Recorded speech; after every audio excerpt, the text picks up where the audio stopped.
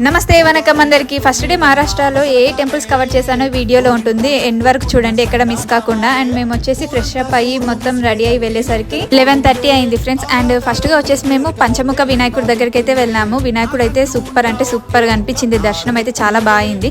And second గా వచ్చేసి మేము షిరిడి దగ్గర ఆటోని డ్రాప్ చేయమని చెప్తే అన్నయ్య ఆటో షిరిడి దగ్గర డ్రాప్ చేశారు.